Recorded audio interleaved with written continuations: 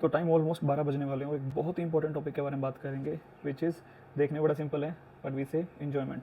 और ये ऐसी चीज़ है, अगर आप लाइफ में कहीं भी एग्जिस्ट नहीं करती ना, अगर आप काम कर रहे हो, वर्कआउट कर रहे हो, कोई भी चीज़ कर रहे हो, ये जब तक हमारे उस स्पेसिफिक इवेंट के अंदर एडजस्ट नहीं करती ना, या फिर आती नहीं है, तो we never sustain on that thing. चाहे आप काम कर रहे हो, कुछ भी कर रहे हो। तो हम वर्कआउट के हिसाब से बात करेंगे कि अगर आपकी डाइट के अंदर you are not adequately enjoying it, diet के केस में लेट्स से कि अगर कोई प्रोग्राम के अंदर आप एडहेरेंस से आप उसको फॉलो नहीं कर पा रहे हो, you are not able to follow, तो वो प्लान आप सस्टेनेबली फॉलो नहीं कर पाओगे। उसको सस्टेनेबली फॉलो करने के लिए क्या क्या चीज़ें कंसिडर करनी होगी।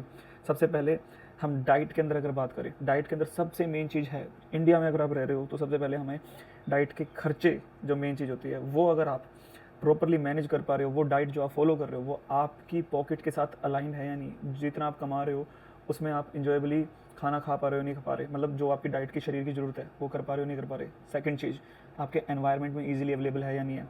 एनवायरनमेंट से मेरा मतलब है आपके लोकेलिटी में अवेलेबल है या नहीं। अगर कोई आप ऐसी रिच चीज़ खाओगे, जैसे कि इंडिया के केस में ब्लूबेरीज को कंसीडर कर लो, ब्लूबेरी यहाँ पे आपको 100 से 200 रुपये की ऑलमोस्ट आपको 100 से 125 ग्राम मिलती है, which is not sustainable for the 90% of the जनता। ठीक है। Another thing, enjoyment.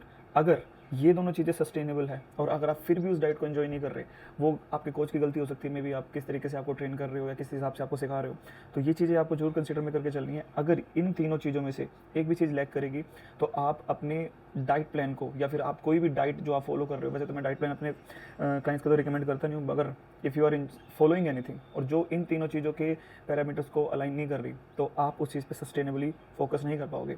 नेक्स्ट चीज़ पे बात करते हैं, विच इज़ वर्कआउट। अगर आपका वर्कआउट प्लान, आपकी करंट स्ट्रेंथ, लेट्स से कि यू आर अ बिगनर, आपने जिम में पहली बार रखा और प्लान जो डिज़ाइन हो रखा है वो थोड़ा सा एक इंटरमीडिएट बंदे के लिए हो रखा है, तो आप उस चीज़ को फॉलो नहीं कर पाओगे। या फिर अगर आप एक बिगनर हो और आप जाते ही आज एक हाई वॉल्यूम मतलब कि ज़्यादा ज़्यादा ट्रेन करने लग जाओगे, तो दैट इज़ नॉट सस्टेनेबल।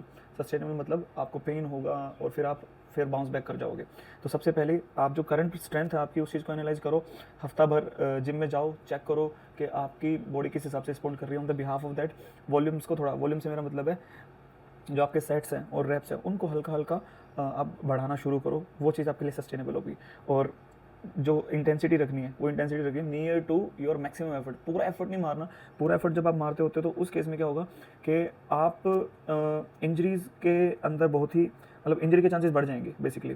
तो आपको near to maximum effort strain करना है। नियर टू मैक्सिमम मतलब लेट्स से कि अगर आप 10-10 किलो की चेस्ट, सॉरी 2 डंबल से 10-10 किलो की चेस्ट प्रेस मार रहे हो, ठीक है, आपने आपका मैक्सिमम 12 रैप्स लग सकते हैं, मतलब 12 से एक भी रैप ऊपर नहीं लगा सकते आप, ये मैक्सिमम है।